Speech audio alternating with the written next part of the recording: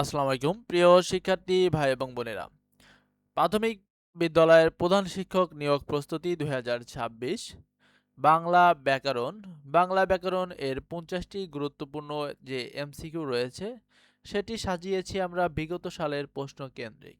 অর্থাৎ এই 50টি এমসিকিউ কিন্তু অনেক গুরুত্বপূর্ণ, যেগুলো কিন্তু বিগত সালের বিভিন্ন পরীক্ষায় এসেছে এবং এটি কি প্রাইমারি পরীক্ষায় কিন্তু এসেছে। চলুন আমরা ভিডিওটি শুরু করি।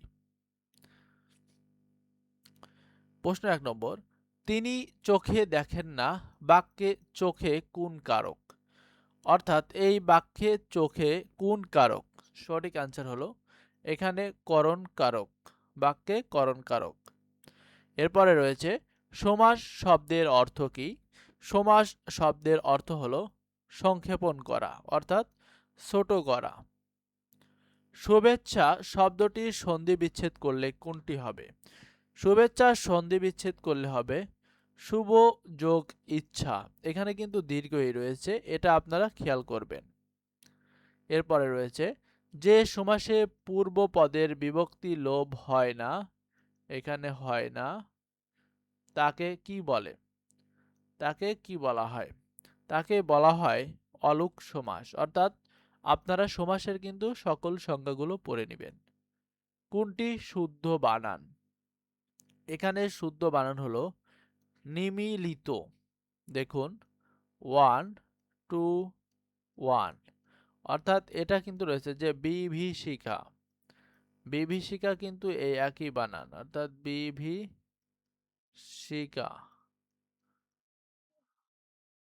অর্থাৎ বিভীষিকা, এটা পেটকার মধ্যে না, বিভীষিকা কিন্তু এই 1 to 1 দিয়ে যায় এবং এটিও কিন্তু 1 to 1 দিয়ে যায়। এরপরে রয়েছে চন্দ্র। চন্দ্র এর সমার্থক শব্দ কোনটি? চন্দ্র এর সমার্থক শব্দ হলো অদ্রি, এটি কিন্তু সঠিক অ্যান্সার। সুরভি, সুরভি এর বিপরীতার্থক শব্দ কি? সুরভি এর বিপরীতার্থক শব্দ হলো পুতি। পুতি হলো বিপরীত শব্দ। যিনি বক্তৃতা দানে পটু তাকে এক কথায় কি বলে? এটি কিন্তু নিবন্ধনে প্রায় 3 থেকে 4 বার আসছে। অর্থাৎ যিনি বক্তৃতা দানে পটু তাকে বলা হয় বাগ্মী। এরপরে প্রশ্ন হলো একাদশে বৃহস্পতি এর অর্থ কি? এর অর্থ হলো সৌভাগ্যের বিষয়, অর্থাৎ সৌভাগ্যের বিষয়। তপোবন এর সন্ধি বিচ্ছেদ কি? তপোবন প্রেমিককে আপনারা কমেন্টে জানাবেন। মোতাহার হোসেন চৌধুরী কাকে তপোবন প্রেমিক হিসেবে বলেছিলেন? এটা আপনারা কমেন্টে জানাবেন। তপোবনের সন্ধি বিচ্ছেদ কি? সঠিক সন্ধি বিচ্ছেদ হলো যে তপ বিসর্গ যোগ বন, তপোবন। এরপরের প্রশ্নটি হলো চাঁদের হাট এর অর্থ কি? চাঁদের হাট এর অর্থ হলো প্রিয়জনের সমাগম, অর্থাৎ প্রিয়জনের সমাগম। কোনটি নিত্য সম্বন্ধীয় অব্যয় এর উদাহরণ? এখানে নিত্য অর্থাৎ নিত্য সম্বন্ধীয় অব্যয় এর উদাহরণ হলো যথা ধর্ম তথা জয়। এখানে জয় অর্থাৎ যথা ধর্ম তথা জয়। কোন সমাসে ব্যাস বাক্য হয় না? কোন সমাসে ব্যাস বাক্য হয় না? নিত্য সমাসে, মনে রাখবেন নিত্য সমাসে। আমার সাথে পড়ুন, নিত্য সমাসে ব্যাস বাক্য হয় না, নিত্য সমাসে ব্যাস বাক্য হয় না। কোনটি শুদ্ধ বানান? আমরা একটু আগে দেখেছি যে 1 to 1, 1 to 1 দিয়ে কি হয়? বিভীষিকা হয়। 1 to 1 দিয়ে বিভীষিকা হয়। কোনটি শুদ্ধ বানান? এখানে শুদ্ধ বানান হলো দধিচি, অর্থাৎ আগে দীর্ঘই তারপরে রস্যই, এটি মনে রাখবেন দধিচি। পরাজয়ে ডরে না বীর বাক্যের ডাবল কোটেশন শব্দটি কোন কারকে কোন বিভক্তি? অর্থাৎ পরাজয়ে, পরাজয়ে কোন কারকে কোন বিভক্তি? এটি অপাদানে সপ্তমী বিভক্তি। এরপরে রয়েছে পুষ্প এর সমার্থক শব্দ নয়। পুষ্প এর সমার্থক শব্দ নয় হলো অবনী। বাকি তিনটি কিন্তু সমার্থক শব্দ পুষ্প এর। কপল অর্থাৎ কি? কপাল ভাসিয়া গেল নয়নের জলে বাক্যের নিম্নরেখ দ্বারা এটি কোন কারকে কোন বিভক্তি বোঝাচ্ছে? বাক্যের নিম্নরেখ দ্বারা এটি অর্থাৎ কপাল ভাসিয়া গেল, এটি কোন কারকে কোন বিভক্তির উদাহরণ? এটি কর্মে শূন্য বিভক্তির উদাহরণ। চপল এর বিপরীতার্থক শব্দ চপল। চপল এর বিপরীতার্থক শব্দ হলো গম্ভীর। পড়েছি মোগলের হাতে খানা খেতে হবে, এর অর্থ কি? অর্থাৎ এর অর্থ হলো যে আপনি পড়েছেন মোগলের হাতে, অর্থাৎ বাধ্যবাধকতা, অর্থাৎ বিপদে পড়ে কাজ করা, যেটাকে বোঝায়। যার অনেক বুদ্ধি আছে তাকে বাগধারা দিয়ে প্রকাশ করলে কি দাঁড়ায়? যার অনেক বুদ্ধি আছে তাকে বাগধারা দ্বারা প্রকাশ করলে বলা হয় গভীর জলের মাছ। সে গভীর জলের মাছ, অনেক বুদ্ধি নিয়ে চলাফেরা করে আর কি। কাকভূষণ্ডী এর অর্থ কি? কাকভূষণ্ডী এর সঠিক অর্থ হলো দীর্ঘ প্রতীক্ষামান, অর্থাৎ দীর্ঘক্ষণ অপেক্ষা করা, দীর্ঘ প্রতীক্ষামান। এরপরে প্রশ্ন হলো কোনটি ব্যতিহার বহুব্রীহি সমাসের উদাহরণ? এখানে বহুব্রীহি সমাসের উদাহরণ হলো মুখোমুখি। মুখোমুখি একটি বহুব্রীহি সমাসের উদাহরণ। যে রোগ নির্ণয়ে হাতুড়ে মরে, এক কথায় কি হবে? এখানে এক কথায় বলা হয় হাতুড়ে, হাতুড়ে বলা হয়। এরপরে রয়েছে নিচের কোনটি কর্মধারায় সমাস? এখানে কিন্তু বলছে কর্মধারায় সমাস। আপনারা যারা প্রাইমারি প্রধান শিক্ষক পরীক্ষা দিবেন তাদের জন্য কিন্তু সমাস অত্যন্ত গুরুত্বপূর্ণ একটি টপিক। এখান থেকে অনেকগুলো কিন্তু প্রশ্ন হবে। 25-এর ক, অর্থাৎ কর্মধারায় সমাসের উদাহরণ হচ্ছে কি একটি খাসমহল। তৎপুরুষ সমাসে কোন পদ প্রধান? আমি বলেছি যে সমাসের সংজ্ঞাগুলো পড়তে হবে। তৎপুরুষ সমাসের কোন পদ প্রধান? পরপদ অবশ্যই প্রধান। যে সমাসে পরপদ প্রধান তাকে তৎপুরুষ সমাস বলা হয়। ধন হইতে সুখ হয় না, অর্থাৎ অর্থ থাকলে যে সুখ হয় না, বাক্যে নিম্নলিখিত শব্দটি কোন কারকে কোন বিভক্তি? এটি মূলত অপাদানে পঞ্চমী বিভক্তি, অপাদানে পঞ্চমী বিভক্তি। আজকে নগদ কালকে ধার, আজকে নগদ দাও কালকে ধার।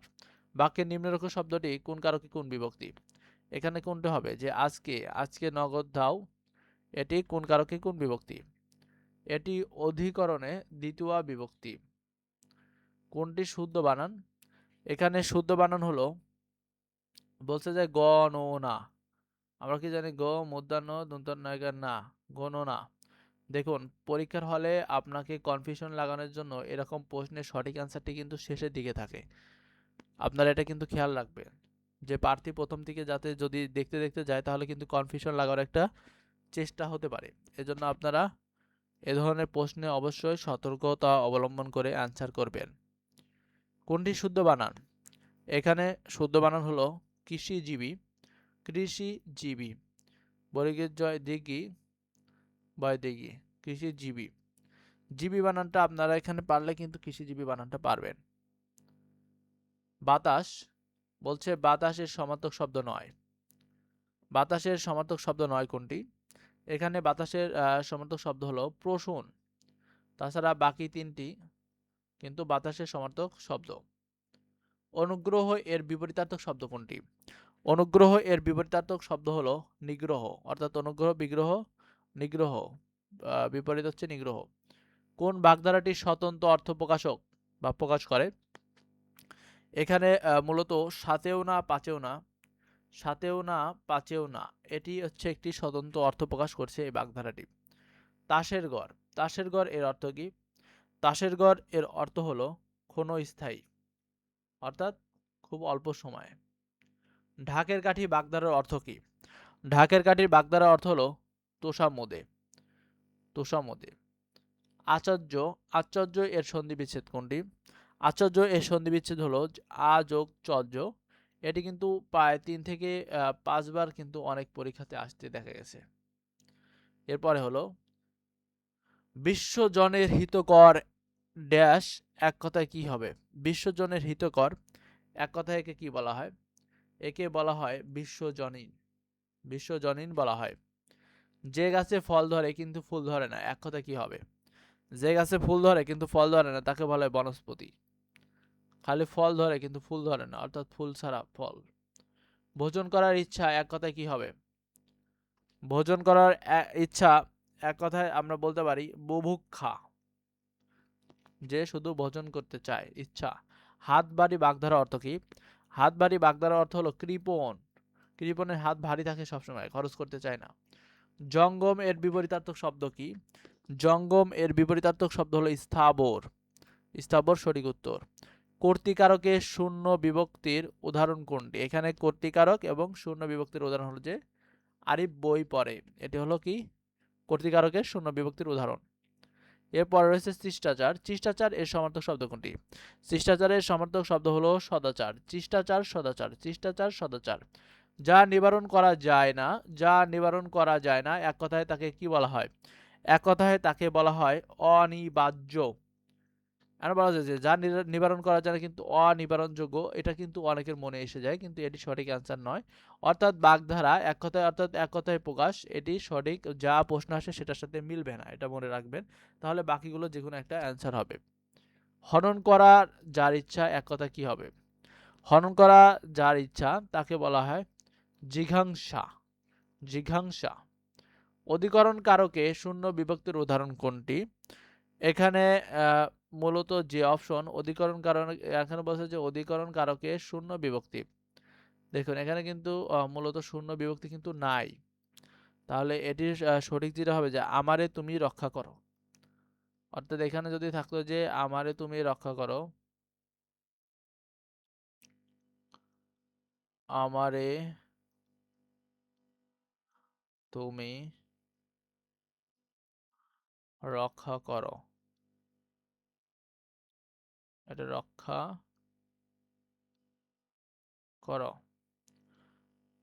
প্রশ্ন দেখুন যে অধিকরণ কারকের শূন্য বিভক্তি, তাহলে যে আমারে তুমি রক্ষা করো এটি কিন্তু অধিকরণ কারকের অর্থাৎ শূন্য বিভক্তির উদাহরণ, আমারে তুমি রক্ষা করো। এরপরে প্রশ্ন হলো তার চুল পেকেছে কিন্তু বুদ্ধি পাকেনি, এটি কোন ধরনের বাক্য? এটি কোন ধরনের বাক্য? এটি একটি যৌগিক বাক্য। চুল পেকেছে কিন্তু বুদ্ধি বাড়েনি, যৌগিক বাক্য। উপকথা শব্দটি কোন সমাস?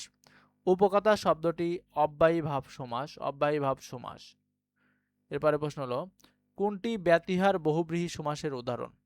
ব্যতিহার বহুব্রীহি সমাসের উদাহরণ হলো মুখোমুখি, মুখোমুখি। নেগলেক্ট এর সমার্থক শব্দ কোনটি বা এর সিনোনিম কোনটি? এর সিনোনিম হলো যে কেয়ারলেসেন্স, কেয়ারলেস, সরি কেয়ারলেস, অর্থাৎ কেয়ারলেসনেস, অর্থাৎ কেয়ারলেসনেস। এটি হলো নেগলেক্টের সমার্থক শব্দ বা এর সিনোনিম বলা হয়। তাহলে আজ পর্যন্ত এইগুলোই আমাদের আয়োজনে ছিল, এবং পরবর্তী ভিডিওতে আমরা প্রাইমারি প্রধান শিক্ষকের জন্য অনেকগুলো মডেল টেস্ট দিব। আপনারা আমাদের সাথে থাকবেন এবং আমাদের চ্যানেলটিকে সাবস্ক্রাইব করে পাশে থাকবেন, এবং আমরা এগুলোর জন্য ফাইনাল ফ্রি মডেল টেস্ট প্রদান করব একদম বিনামূল্যে। তাই আপনাদেরকে অনুরোধ করব আমাদের পাশে থাকার জন্য। সবাইকে অসংখ্য ধন্যবাদ।